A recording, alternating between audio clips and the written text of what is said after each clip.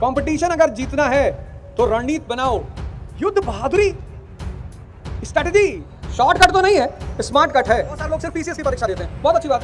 आप नीट की परीक्षा दे रहे हो, बहुत अच्छी बात है। कंपटीशन और एजुकेशन को डिफरेंशिएट कर दो, दोनों को साथ लेके मत चलना, नहीं तो हमेशा परेशान रहोगे। तो कंपटीशन, जब आप आईएएस की तैयारी करने आ रहे हो, नीट की तैयारी करने जा रहे हो, आईआईटी की तैयारी करने जा रहे हो, तो सबसे पहला काम, जैसे अगर आप आईएएस की तैयारी करने जा रहे हो, दो चीजें लो पहले। एक महीना ये काम कर डालो, 50% तुम्हारी तैयारी हो जाएगी। और नहीं हुई तो ये बगल कानपुर में है, हर महीने आते हैं।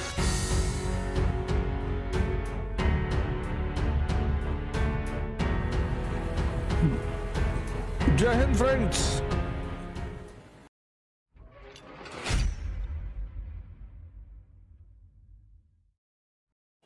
अब आज की शाम जिन 3-4 मुद्दों पे मैं बोलूंगा, उसमें से सबसे पहला मुद्दा है एजुकेशन। आप देखो अभी कोटा में छोटे छोटे बच्चे सुसाइड कर रहे हैं। आपने तो समाचार पत्र पढ़ा होगा, न्यूज़ देखी होगी। शिक्षा स्ट्रेस देने के लिए नहीं है, शिक्षा प्रेशर देने के लिए नहीं है, शिक्षा अहंकार पैदा करने के लिए नहीं है, तो फिर शिक्षा है किस लिए? सबसे पहला मुद्दा यह कि शिक्षा है किस लिए। एक बार महाकवि कालिदास जी एक गांव से गुजर रहे थे, यात्रा पे थे, तो प्यास लगी उन्होंने, तो उन्होंने घर का दरवाजा खटखटाया, तो उसमें से एक बुजुर्ग महिला निकली। उन्होंने कहा, माता जी मुझे प्यास लगी है। तो उस बुजुर्ग महिला ने कहा कि बिल्कुल मैं आपको पानी देती हूं, पिलाती हूं पानी। आप हैं कौन? उन्होंने कहा, मैं पथिक हूं, यात्री। तो बुजुर्ग महिला मुस्कुराई, उसने कहा, यात्री? यात्री दुनिया में सिर्फ दो हैं जो दिन रात चलते रहते हैं, एक सूर्य और एक चंद्रमा। तुम दिन रात चलते हो तो तुम यात्री तो हो नहीं। बोले, माता जी मैं मेहमान हूं। बोले, मेहमान? मेहमान भी दो ही लोग हैं, एक धन और एक जवानी।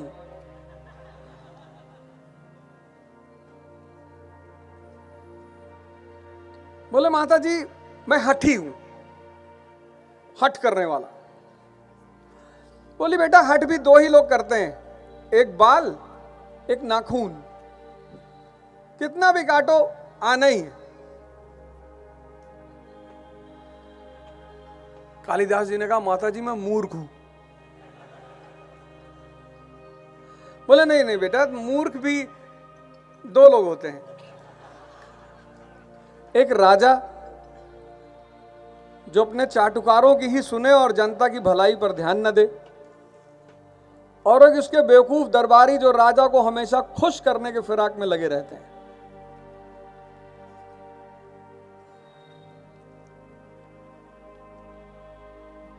कालिदास जी ने कहा, माता जी मैं कुछ भी नहीं हूं।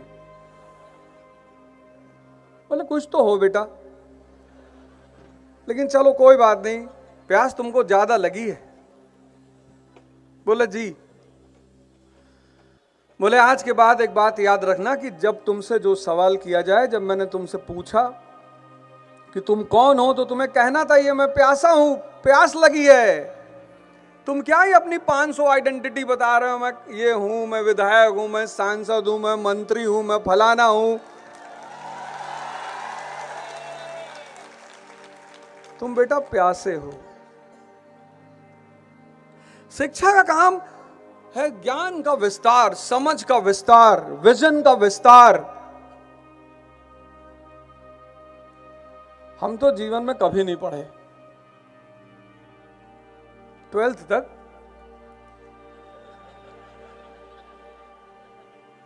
और सबसे बड़ा योगदान रहा मेरे पिताजी को, हमसे बार बार कहते थे, बेटा पढ़ के कोई राजा नहीं होता। तो हमें कभी कभी लगता था कि यार ये कैसे पिताजी हैं यार, क्योंकि मैं बाकी लोगों को देखता था अपने बच्चों को मारते हुए, कोई आईटी की तैयारी कर रहा है, कोई पीएमटी कर रहा है, पढ़े जा रहे हैं, डॉक्टर बनेंगे। मैं कहता था फिर क्या करोगे?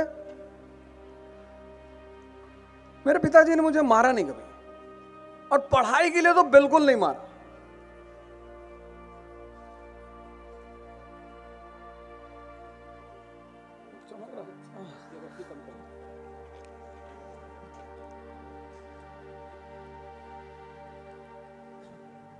उसका फायदा ये रहा कि जब मेरा पढ़ने का मन लगा, जब मुझे समझ में आया कि पढ़ाई होती क्या है। आज मैं यूपीएससी के स्टूडेंट्स को पढ़ाता हूं, लगभग पूरे भारत के स्टूडेंट्स मुझसे मिलते हैं, और एक से एक स्टूडेंट्स। और इस देश का जो युवा है उसकी क्षमता में तो कमी है ही नहीं। अब तुम लोग यहां चिल्ला रहे हो, कानपुर तक आवाज जा रही होगी।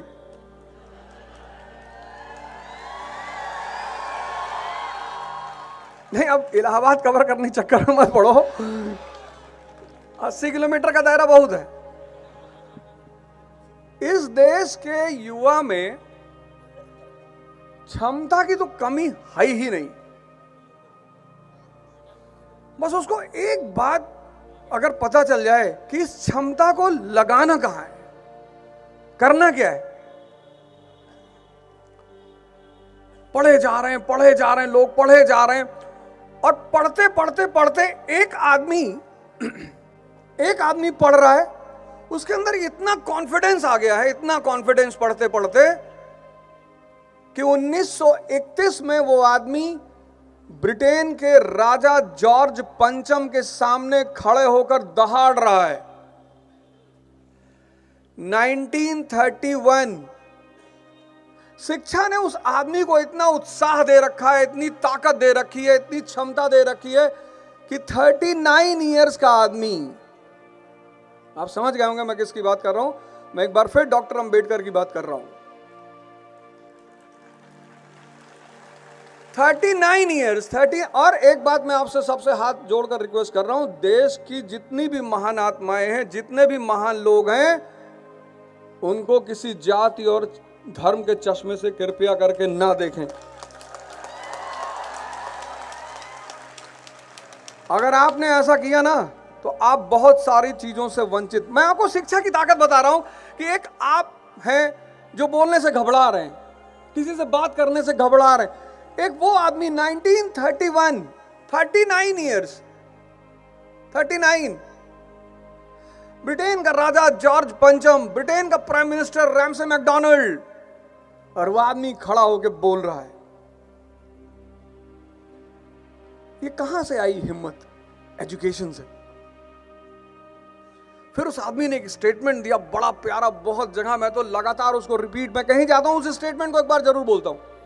शिक्षा शेरनी का दूध है, जो पिएगा वो दहाड़ेगा।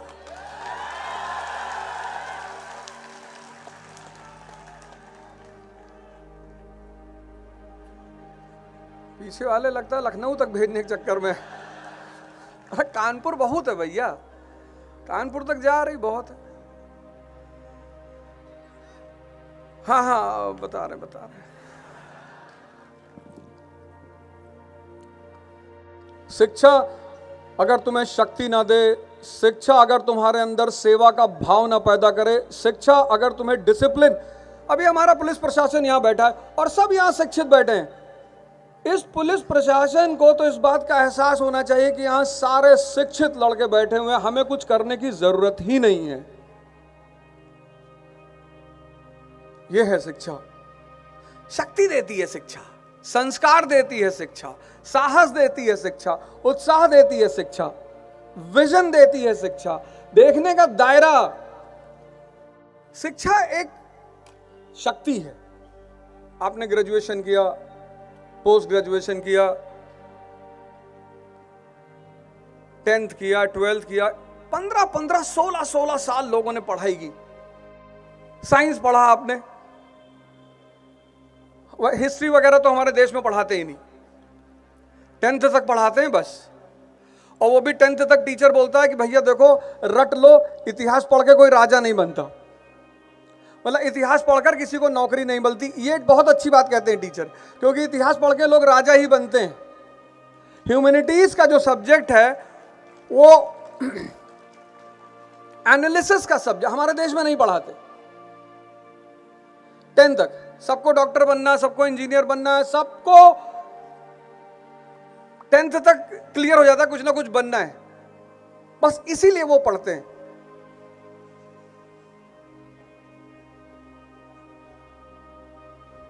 लेकिन मैंने कहा ना कि शिक्षा ना रटने के लिए, ना परसेंटेज के लिए, ना नौकरी के लिए। शिक्षा है इस दिमाग, ये जो तीसरी आंख है इसको खोलने के लिए। आराम से आराम से आराम से। एक सेठ जी और उनकी वाइफ डिस्कस कर रहे थे कि भैया देखो लड़के की शादी करनी है, तो सेठ जी ने कहा देखो हम गांव की लड़की से शादी करेंगे, गांव की लड़की बहुत शांत और अच्छी होती। सेठानी ने कहा नहीं, हम शहर की लड़की से करेंगे। दोनों लोग झगड़ा करने लगे, तो बोले अच्छा करते हैं, बारी बारी से टेस्ट कर लेते हैं कहाँ की लड़की से करना है। तो पहले दोनों लोग गांव गए, तो सेठ जी ने गांव में जो लड़की देखी उससे कहा कि बेटा एक मैंगो शेक ले आओ। तो लड़की ने मैंगो लिया, तावे पे सेका और ला के सेठ जी के सामने रख दिया। कहा सेठ जी मैंगो शेक। सेठानी मुस्कुराई, बोली देखा इसीलिए तुमसे कहती हूं कि गांव की लड़की से शादी नहीं, यहां पढ़ाई अच्छी नहीं होती। सेठ जी ने कहा ठीक है चलो शहर की भी लड़की देख लेते हैं। तो शहर गए, तो वहां सेठानी ने उस लड़की से कहा, शहर वाली लड़की से, कि बेटा एक पापड़ सेक के ले आओ। लड़की ने पापड़ लिया, मिक्सी में डाला, दूध डाला, शेक बनाया, लाके रख दिया। तो सेठ और सेठानी ने कहा कि देखो भैया इससे बढ़िया लड़का कुंवारा ही रहे, ज्यादा अच्छा है। ना शहर का दोष है ना गांव का दोष है, ये एजुकेशन सिस्टम पता नहीं क्या सिखा रही लोगों को।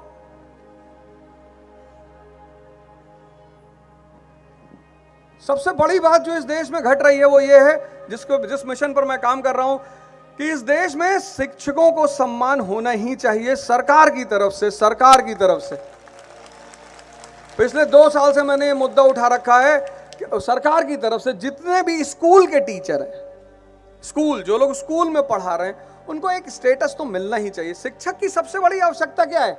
सम्मान। तुम्हारा टीचर बाजार में मिला, तुम गए उसका पैर छू लिया, उसके बाद तो 58-60 ऐसे खड़ा हो जाता है तुरंत जाके वो।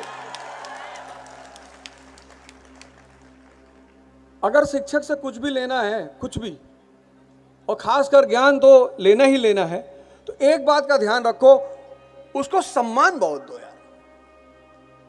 शिक्षक की जो सबसे बड़ी, पैसा तो वो जो भी ले ले, 2-4, 10,000, 20,000, 50,000 सबको मिल रहा है, लेकिन शिक्षक को सबसे बड़ी जो भूख है वो है सम्मान की।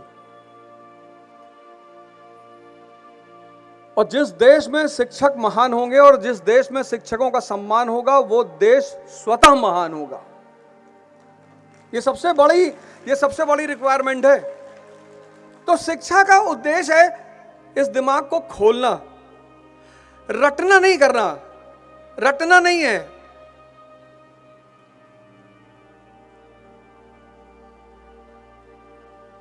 कितने लोग आईएएस की तैयारी करने आते हैं, इलाहाबाद आते हैं, कानपुर आते हैं, दिल्ली आते हैं, 4-4, 5-5, 6-6 साल तैयारी करते हैं।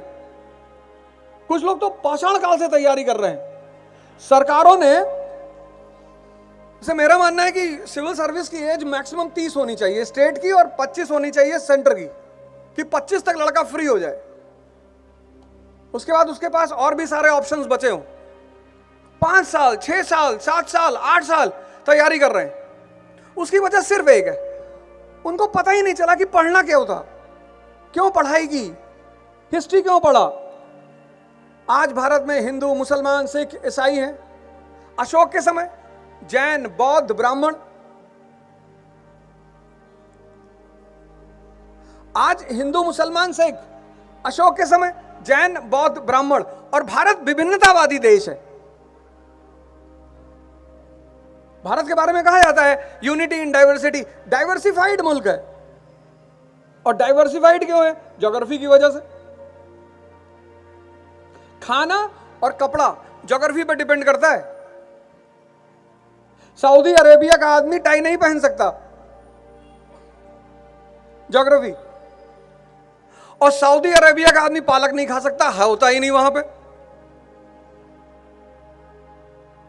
अब कश्मीर के मुसलमान का ड्रेस और तमिलनाडु के मुसलमान के ड्रेस में अंतर है, ज्योग्राफी। कश्मीर के हिंदू का ड्रेस और तमिलनाडु के हिंदू का ड्रेस अंतर है, ज्योग्राफी। गुजरात का मुसलमान, नॉर्थ ईस्ट का मुसलमान, अंतर है, ज्योग्राफी। ये डाइवर्सिफाइड मुल्क है ज्योग्राफी की वजह से, लेकिन यूनिटी है। और अशोक को इस बात का पता है कि अगर घर में तनाव हो जाए तो घर तबाह हो जाए, और देश में तनाव हो जाए तो देश तबाह हो जाए।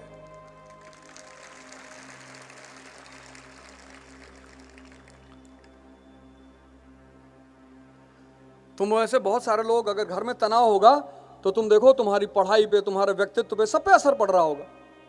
और वो प्राचीन काल का शासक सम्राट अशोक, तब तो राष्ट्र है ही नहीं, वो प्राचीन काल का शासक सम्राट अशोक, वो एक नीति लेकर आ रहा है, धम्म की नीति। और धम्म की नीति में वो क्या कह रहा है? सार वृद्धि। मतलब प्रत्येक व्यक्ति को, हर व्यक्ति के धर्म की जो आधारभूत बातें हैं उसे जाननी चाहिए। आज न हिंदू मुसलमान के बारे में जानता है, न मुसलमान हिंदू के बारे में जानते हैं, और सब एक दूसरे पे कमेंट कर रहे हैं। किसी को भी किसी के धर्म पर कमेंट कभी नहीं करना चाहिए।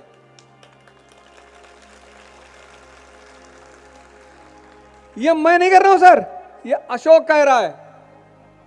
धम्म की नीति, उसे पता है कि देश को बांधना पड़ेगा, जैसे परिवार को बांधना पड़ता है, शांति चाहिए विकास के लिए। यह है शिक्षा।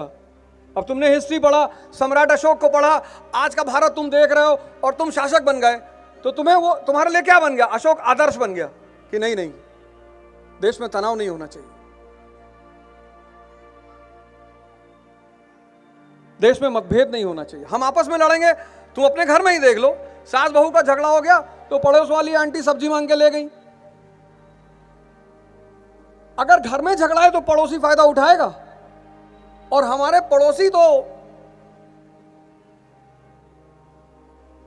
खैर एक ही पड़ोसी से हमारा पंगा है।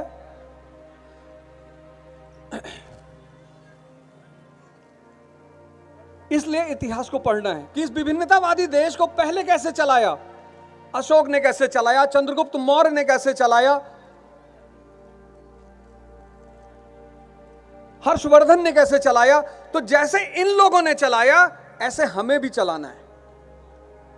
इतिहास पढ़ने का यह उद्देश्य है। कहते हैं प्रेजेंट एंड पास्ट। इतिहास अब हमारे यहां कैसे पढ़ते? कहते रट लो। और हमारे पास लोग आते हैं, खासकर जब अपनी तरफ के लोग आते हैं, ऐसे ऐसे सवाल पूछते हैं, ऐसे ऐसे। सर हुमायूं का नाना सैटरडे को कौन सी ड्रेस का कपड़ा कौन सी रंग का ड्रेस पहनता था? मैंने कहा यार ये तो नहीं पता। और क्वेश्चन अगर पूछ ले और टीचर ना बता पाए तो स्टूडेंट के चेहरे पे जो मुस्कान आती है, अरे बाप रे बाप, कि फंस गए ना मास्टर, बहुत लल्लन टॉप पे बोल रहे थे।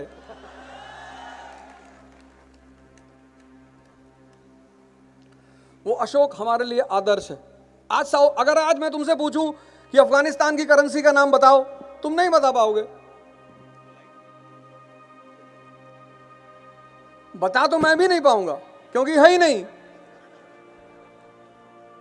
लेकिन सवाल यह उठा कि आखिर अफगानिस्तान में करेंसी क्यों नहीं है।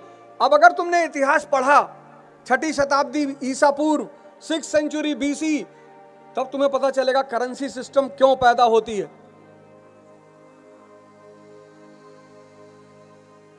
कौन है करेंसी सिस्टम की मां? मुद्रा अर्थव्यवस्था की मां कौन है? नगरीकरण, अर्बनाइजेशन। जहां शहरी अर्थव्यवस्था होगी वहां मुद्रा अर्थव्यवस्था होगी, दोनों एक साथ ही रहेंगे। यह समझ दे रहा है इतिहास। 6ठी शताब्दी BC, मौर्य काल, सती प्रथा है ही नहीं। सती प्रथा भारत में कब है? गुप्तोत्तर काल में। शुरू कब से हो रही है? गुप्त काल से। 510 एरन इंस्क्रिप्शन।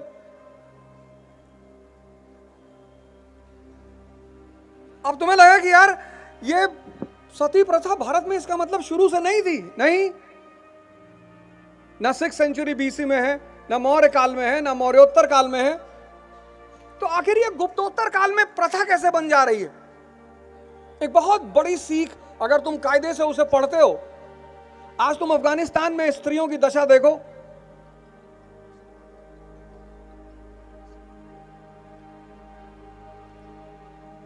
आज अगर तुम अफगानिस्तान में स्त्रियों की दशा देखो तो उसकी मुख्य वजह क्या है? Economy.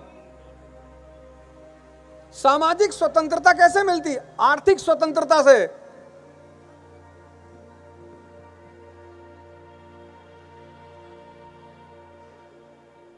Social independence depends upon economic independence. वो मौर्य काल की जो स्त्रियां हैं, मौर्य काल में भारत का सबसे बड़ा निर्यात है मसाला, और मसाले के बाद दूसरा सबसे बड़ा निर्यात है कपड़ा, और कपड़ा बुनने का एकाधिकार किसके पास? महिलाओं के पास। यानी स्त्रियों की अर्थव्यवस्था में अहम भूमिका है। तो जब स्त्रियों की इकोनॉमी में अहम भूमिका है तो इसका मतलब उनकी आर्थिक स्थिति अच्छी है। तो जब आर्थिक स्थिति अच्छी है तो सामाजिक स्थिति अच्छी होगी कि नहीं होगी? बिल्कुल होगी। यानी अगर आज सरकार को महिलाओं की सामाजिक स्थिति अच्छी करनी है तो उन्हें क्या करना होगा? महिलाओं की आर्थिक स्थिति अच्छा करना होगा। इसलिए पढ़ना है इतिहास। इतिहास लड़ाई करने के लिए नहीं पढ़ना है।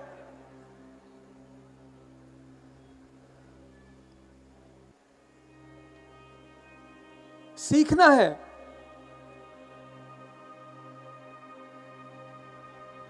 ग्रहण करना है। आज तो जितना एजुकेटेड आदमी होता जा रहा है उतना परेशान होता जा रहा है। हमारे सोसाइटी में एक साहब रहते हैं, इतने पढ़े लिखे। मैंने गलती से अपनी गाड़ी उनकी पार्किंग में खड़ी कर दी। अब जल्दी में थे, खड़ी कर दी। वो आए भागते हुए मेरे दरवाजे पे, कॉल बेल दबा दिया उन्होंने, मतलब बजाय नहीं, दबा दिया। कॉल बेल बजी जा रही और सौभाग्य से मैंने ही दरवाजा खोला। मैंने कहा भाई साहब, और जैसे ही मैंने खोला वो इतने गुस्से में थे, बोले मैं बहुत कुत्ता आदमी हूं। लाल एकदम गुस्से से कांप रहे थे। मुझे हंसी आ गई तो मैंने धीरे से पूछा कि भाई साहब ब्रीड कौन सी है? कहने लगे मुझे तो पता है तुम बदतमीज हो। मैंने कहा भाई साहब आपने ही कहा, अभी आपने कहा मैं कुत्ता हूं, मैंने कहा। तब उन्हें एहसास हुआ कि यार ये तो मैं गुस्से में खुद ही को गाली दे गया। ये हालत है। अगर पढ़ने से क्रोध आ रहा है तुमको, भगवान राम को तो नहीं आता। समंदर के सामने खड़े हैं, भगवान है, हाथ जोड़ रहे हैं, हाथ। यहां गांव का प्रधान टोल बूथ पे कहता है प्रधान है, गाड़ी के पीछे लिखा हुआ प्रधान, और कभी कभी तो लिखा हुआ पूर्व प्रधान। और नाहक में भगवान थोड़ी है। 3 दिन हाथ जोड़ रहे हैं, 3 दिन, 3 घंटे नहीं, 3 दिन।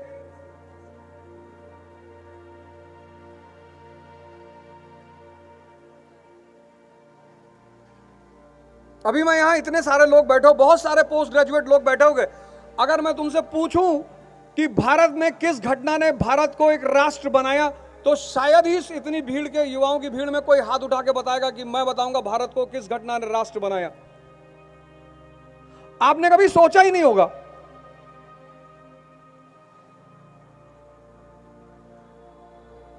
है कोई सूरमा जो बता दे कि भारत की 19वीं शताब्दी के उत्तरार्ध में किस घटना ने भारत को राष्ट्र बनने में अहम भूमिका अदा की?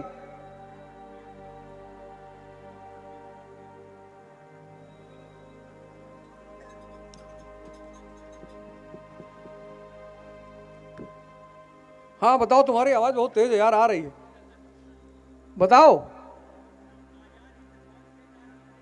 अरे बेटा 19वीं शताब्दी का उत्तरार्ध 1850 के बाद, तब तक तो सुभाष चंद्र बोस भी नहीं पैदा हुए थे। बैठो बैठो, कोई बात नहीं, बैठो बैठो बैठो। गमछा ऐसे मत लपेटा करो, ऐसे बांधा करो, बुद्धि टाइट रहती है। वो तुम गलत अंदाज में पहने ही हो। देखो तुम जितने तिलक उलक जिसे सब ऐसे बांधते थे कि मन थोड़ा सा, चलो कोई बात नहीं, तुमने ट्राई किया। इनको भाई बहुत अच्छी बात, बहुत, किसी इतनी भीड़ में एक आदमी ने ट्राई किया, उसके लिए ताली बजाओ यार, हिम्मत की बात है। यहाँ इतने सारे लोग बैठे हैं, उनको बोलने की हिम्मत नहीं हो रही कि कहीं बेइज्जती ना हो जाए। और कई लोगों के तो माता पिता बैठे होंगे, उनको लग रहा होगा पिताजी आज तो बाल पकड़ लेंगे राहत में कि 5 साल से पढ़ा रहे हैं, एक तो क्वेश्चन नहीं बता पा रहे थे, मास्टर पूछ रहा था। हाँ हाँ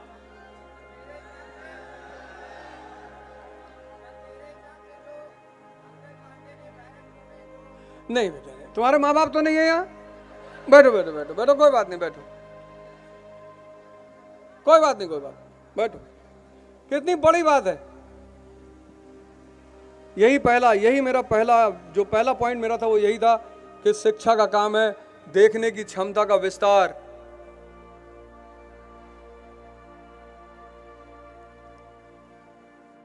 तो शिक्षा का काम है तुम्हारे विजन को बढ़ाना। वो जो एग्जाम लेते हैं कंपटीशन, सेकंड पॉइंट में उसी पे आ रहा हूं। ये जो कंपटीशन लेते हैं ये आपके विजन को चेक करते हैं, उस पे आप कभी ध्यान ही नहीं देते हो। इस बार का आईएएस का प्रीलिम्स का पेपर देखा, पूरा न्यूज़पेपर का पेपर, पूरा न्यूज़पेपर का। उनको पता है इस देश का लड़का न्यूज़पेपर पढ़ता नहीं, और उत्तर भारत का तो बिल्कुल नहीं पढ़ता। और उत्तर भारत के न्यूज़पेपर की अपनी अपनी न्यूज है। साउथ के न्यूज़पेपर तो चलो ठीक है, उनकी अलग न्यूज है। उत्तर भारत के न्यूज़पेपर को उनकी तो अपनी न्यूज है। वो भी बेचारे क्या करें, जो जनता की मांग है वही वो छापेंगे। अब फ्रंट पेज पे छाप दिया, 5 बच्चों की मां प्रेमी के साथ फरार।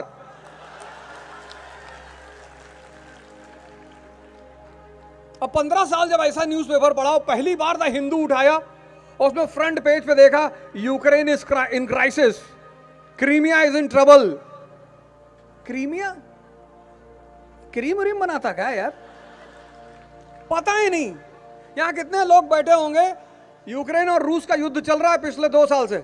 यहां कितने लोग बैठे होंगे जिनको आज तक नहीं पता होगा कि रूस की किस नीति की वजह से यह युद्ध चल रहा है। यहां बहुसंख्यक युवा बैठे होंगे, मैं दावे के साथ कह सकता हूं आपने कोशिश नहीं की होगी, जिनको यह पता ही नहीं होगा कि ये जो यूक्रेन और रूस का युद्ध चल रहा है ये किस वजह से चल रहा है। रूस की कौन सी नीति है जिसकी वजह से यह युद्ध चल रहा है। तो आप मेहनत बहुत करते हैं, बहुत। मैं तो कह रहा हूं ना, मैं पूरा भारत को देखता हूं पढ़ते हुए, पढ़ा रहा हूं मैं। जितनी मेहनत इस तरफ का लड़का करता है, कानपुर, इलाहाबाद, गोरखपुर, प्रताप, ये सब जो लड़के मेहनत करते हैं उतनी मेहनत कहीं कोई नहीं करता, लेकिन रिजल्ट फिर भी कम आता है।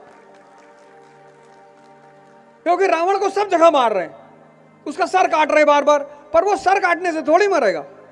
युद्ध की अपनी एक नीति है।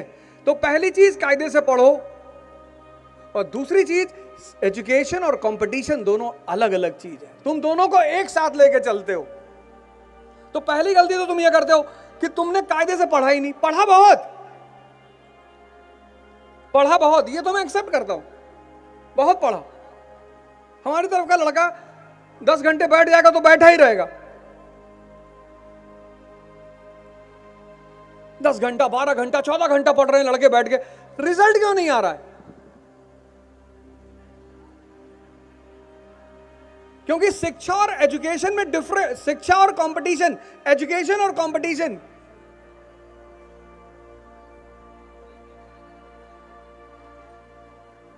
अब रावण का तुम कितना भी सर काटो, क्या फर्क पड़ता है अगर तुम्हें यह नहीं पता कि नाभि पे मारना है।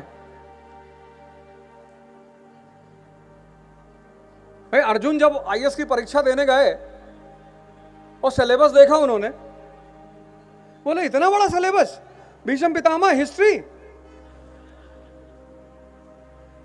द्रोणाचार्य पॉलिटी, जब सबको देखा उन्होंने कहा प्रभु, तो कृष्ण ने कहा क्यों चिंता कर रहे हो यार, हम है ना, हम बताएंगे।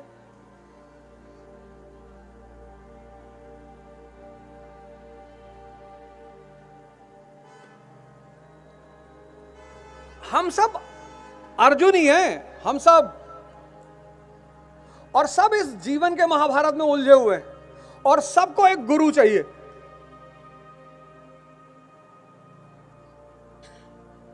कंपटीशन मतलब युद्ध। आप कॉलेज में हो, आप ग्रुप बनाते हो, गैंग बनाते हो, पार्टी करते हो, बहुत अच्छी बात है कॉलेज में, और होता क्या है, सबकी तमन्ना होती कॉलेज जाना, सबकी। हम भी 10th से सोच रहे थे कॉलेज जाना है। कॉलेज एक आजादी देता है, उम्र के साथ एक आजादी, एक अनुभव। घर से पहली बार निकलते हो, अब फतेहपुर से पढ़ने गए आगरा,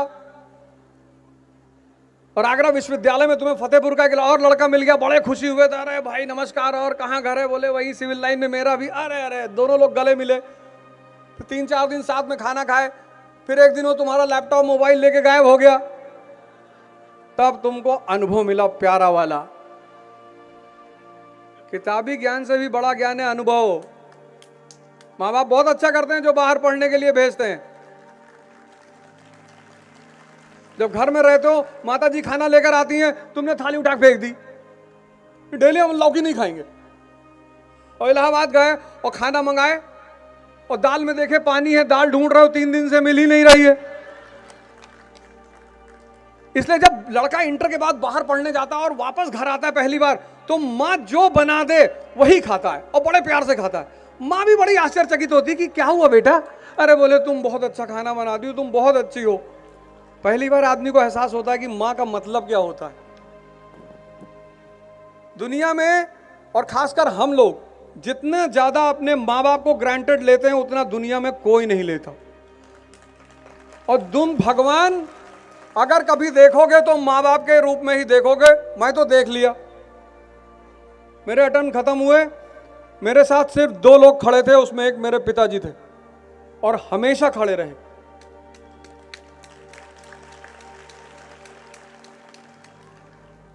तो जब तुम एजुकेशन से बाहर निकलो और कंपटीशन देने जा रहे हो, तो कम से कम अब तुम अपने आप को योद्धा मानो, वॉरियर।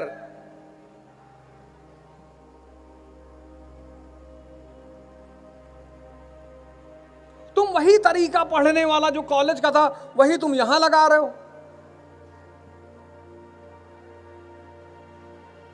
पानीपत का पहला युद्ध हुआ 1526, 40,000 की सेना है बाबर के पास और 1 लाख की सेना है इब्राहिम लोदी के पास, और 1 लाख की सेना हार रही है।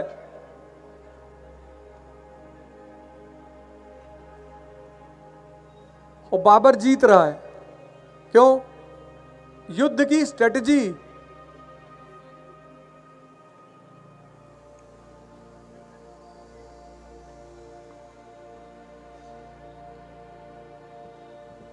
एक किताब है विपिन चंद्रा मॉडर्न इंडिया की, उस पूरी किताब से आज तक यूपीएससी ने 50 फैक्ट से ज्यादा पूछा ही नहीं, पूछा ही नहीं। जब तुम कोई चैप्टर पढ़ते हो, तुम तो अंडरलाइन किए जाते हो, और सब अंडरलाइन। कुछ लोग तो अंडरलाइन करते 10-10 पेन से, एक लाल, एक नीला, एक पीली, बाद में बदला किताब ही फट गई। अब अगर मैं तुमसे पूछ लूं कि 18वीं शताब्दी का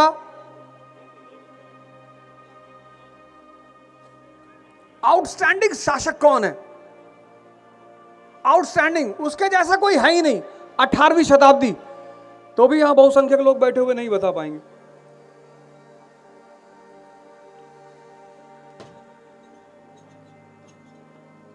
तो पढ़ना है विजन डेवलप करने के लिए, और कंपटीशन में रणनीति काम करेगी, युद्ध। एक तो किसी गुरु का साथ जो उत्साहवर्धन करता रहे कि डरो नहीं। और यहां जितने गार्जियन बैठे, मैं सबसे रिक्वेस्ट एक बात करना चाहता हूं कि अगर आपके घर में आपके लड़के कंपटीशन दे रहे हैं, तो कृपया करके उन पर दबाव ना बनाएं, क्योंकि परीक्षा प्रतिस्पर्धा अपने आप में एक बहुत बड़ा दबाव है।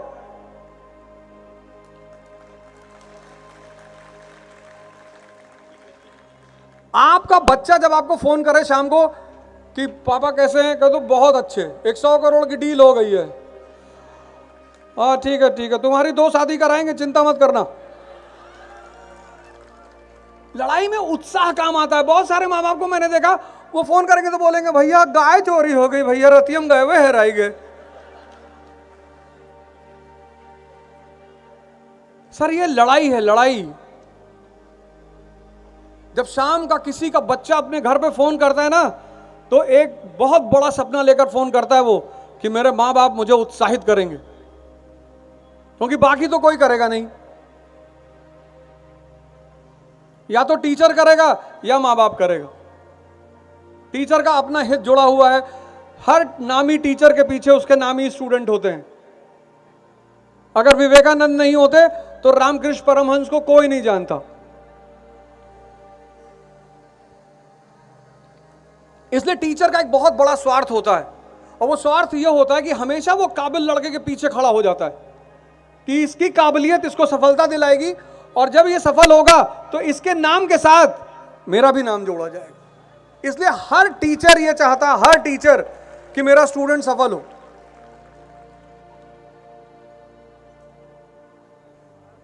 तो कंपटीशन, जब आप आईएएस की तैयारी करने आ रहे हो, नीट की तैयारी करने जा रहे हो, आईआईटी की तैयारी करने जा रहे हो, तो सबसे पहला काम, जैसे अगर आप आईएएस की तैयारी करने जा रहे हो, दो चीजें लो पहले, एक मेंस का अनसॉल्व और एक प्रीलिम्स का।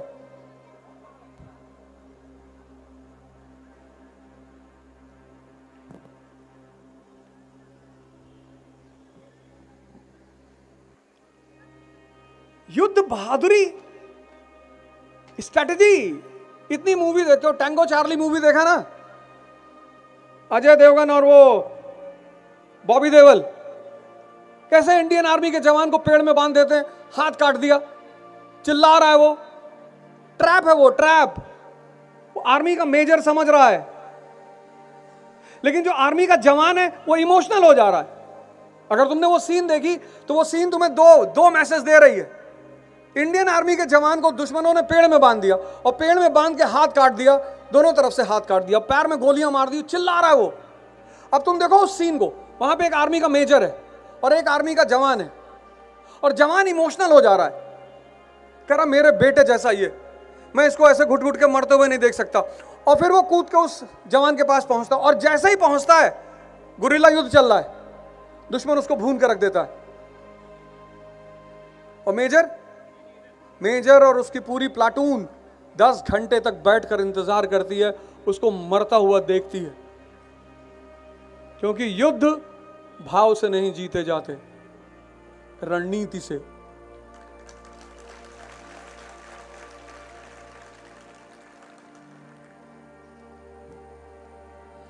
तुम अगर मूवी ही कायदे से देख लो, मूवी, वो भी तुम कायदे से नहीं देखते। किताब पढ़ना तो चलो, और एक बीच में एक खासकर युवाओं से अपील है कि भैया अगर हो सके तो मोबाइल को डाइवोर्स दे दो। मोबाइल को डाइवोर्स दे दोगे तो पत्नी और पति को देने की नौबत नहीं आएगी।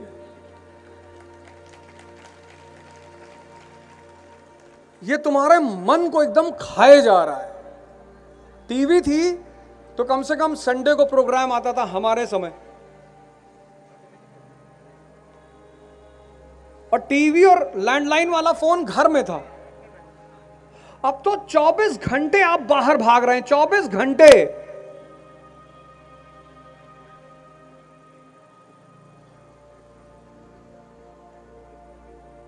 जब पढ़ाई करो, ध्यान करो, पूजा करो, मोबाइल बंद करके रख दो। और एक नंबर ऐसा रखो जो सिर्फ मां बाप के पास रहे, कि वो जब चाहे तब तुम्हें फोन कर ले। बाकी, क्योंकि अजीब विचित्र लोग हैं ना, 2 बजे रात में एक साहब हमको फोन करते हैं, सो रहे हो? मैंने कहा नहीं, खेल रहे हैं, आओ।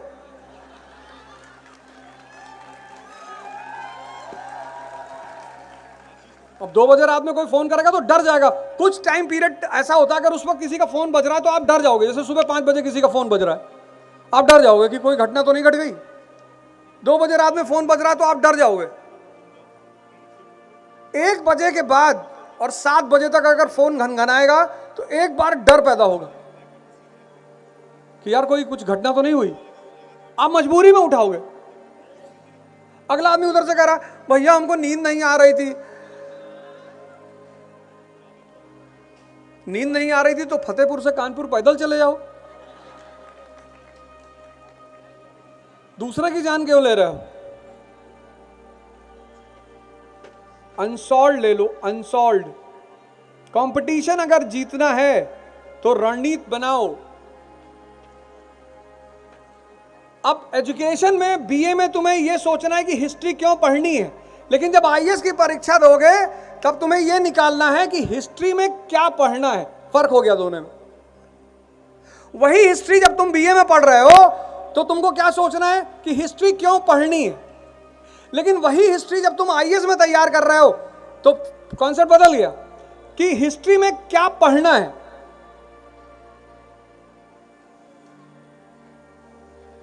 तो कबीरदास जी का वो दोहा तुम्हें को याद रखना चाहिए, साधु ऐसा चाहिए जैसा सूप सुहाए और सार सार को गही रहे थोथा दे उड़ाए।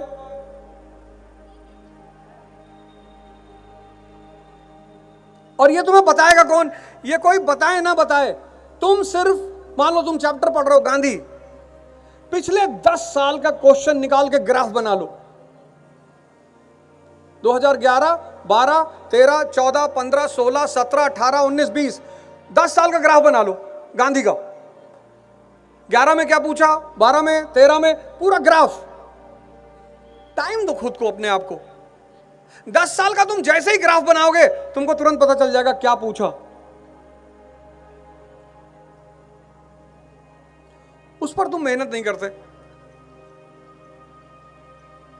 तुम तो तावीज ढूंढ रहे हो ना। वो दैनिक जागरण वागरण में, हिंदुस्तान में ऐड आता है, नौकरी, सौतन, प्यार, बाबा हाजी मस्तान, 24 घंटे में समाधान।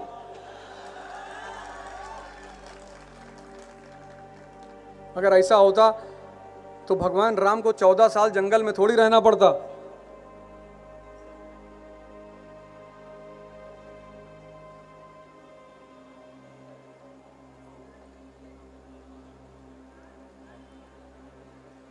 शॉर्टकट है ही नहीं, लेकिन स्मार्ट कट है।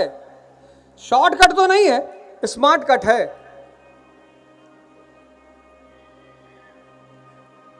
आईएएस का, पीसीएस का, जैसे बहुत सारे लोग सिर्फ पीसीएस की परीक्षा देते हैं, बहुत अच्छी बात है। आप नीट की परीक्षा दे रहे हो, बहुत अच्छी बात है। कंपटीशन और एजुकेशन को डिफरेंशिएट कर दो, दोनों को साथ लेके मत चलना, नहीं तो हमेशा परेशान रहोगे।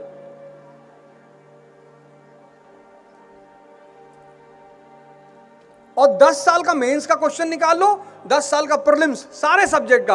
एक महीना ये काम कर डालो, 50% तुम्हारी तैयारी हो जाएगी। और नहीं हुई तो यही बगल कानपुर में है, हर महीने आते हैं। एक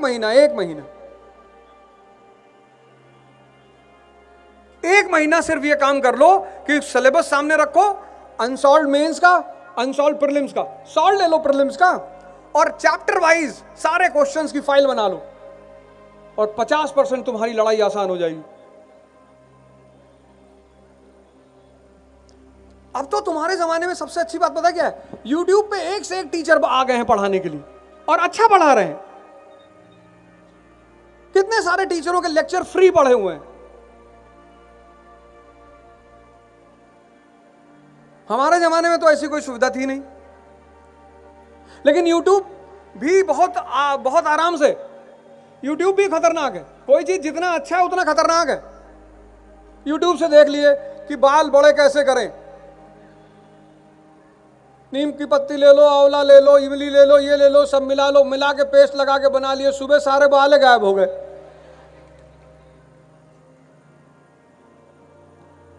आज जो युवाओं में हार्ट अटैक हो रहा है उसकी सबसे बड़ी वजह क्या है? यूट्यूब जैसे चैनलों से दवाई पढ़ रहे हैं। इस देश में तो अजीब अजीब नशा है ना। यहां आदमी गोरा होना चाह रहा है, फेयर एंड हैंडसम लगा रहा है। अरे ताकत पैदा करो, ताकत। शक्ति की पूजा होती है।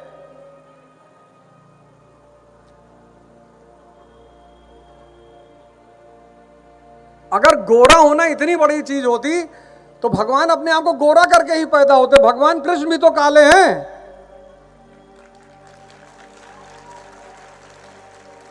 शक्ति है, कहीं पहाड़ उठा लिए, पहाड़ कोई आदमी उठा ले। अभी तुम किसी के सामने बुलेट उठा लो ऐसे हाथ में, पूरा मोहल्ला तुम्हें नमस्ते करने लगे, भैया नमस्ते।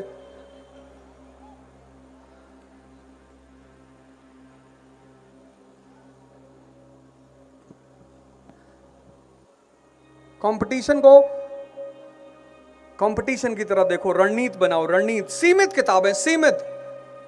10 तारीख तक वीडियो आ जाएगी इकरा के चैनल पर, यूट्यूब पर। उसमें आपको पूरा हर सब्जेक्ट क्यों पढ़ना है और कौन से सब्जेक्ट की कौन सी किताब पढ़ना है, सब बता दिया जाएगा।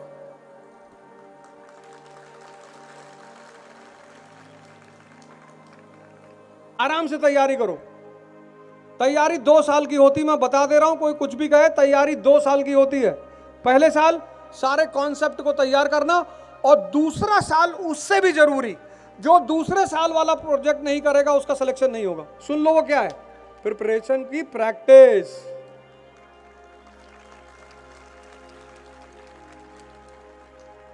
ये तुमको आज तक कोई नहीं, मैं बता रहा हूं, 1 साल तैयारी करो और कोशिश करो ग्रेजुएशन रहते ही एनसीईआरटी का डालो, और देखा देखी मत करो यार। तुम्हारे मन में इच्छा हो रही है, तुमको लग रहा नहीं मुझे करना चाहिए, मैं करूंगा। वैसे तो आईएएस की तैयारी सबको करनी चाहिए, और 2 अटेम्प्ट देने चाहिए बस। पहला अटेम्प्ट हो गया, बहुत अच्छा, वेरी गुड। नहीं हुआ, दूसरा अटेम्प्ट दे दो। अगर दूसरे अटेम्प्ट में रुकते हो तो फिर कोई ना कोई काम शुरू कर दो। सिर्फ 4 घंटे प्रैक्टिस करने की जरूरत रहेगी, उसके बाद बस।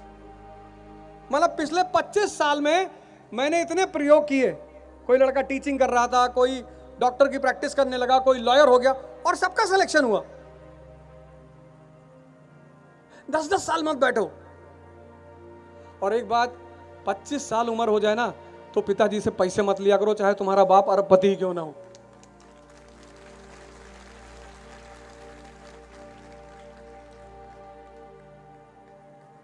कुछ भी करो, कुछ भी करो। हम तो देखते हैं लंदन में इतने अच्छे अच्छे घर के लड़के मॉल में काम करते हैं, पार्ट टाइम काम करते हैं। मेरा एक आईपीएस है असम कैडर का, वो बेचारा एटीएम में काम करता था, एटीएम में। हमने कहा एटीएम में नौकरी, और जब सिलेक्शन हुआ तब उसने बताया। स्वाभिमान देखो, पहले नहीं बताया कि गुरुजी परेशान है या कुछ नहीं, जब सिलेक्शन हो गया तब उसने बताया। हमने कहा एटीएम में काम किया, कहा सर एटीएम में एसी चलता है सर। तो रात भर बैठ के एसी में पढ़ते थे। यह है दिमाग।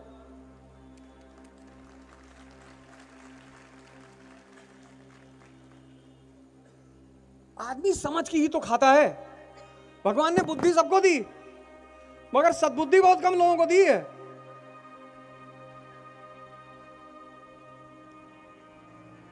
तो ठीक है, तुम अपना एक टारगेट बना लो कि साहब आईएएस बनना है। 2 साल प्रिपेयर कर लो, 1 साल पूरा कॉन्सेप्ट तैयार करो। घबराने की कोई जरूरत नहीं, कोई जरूरत नहीं।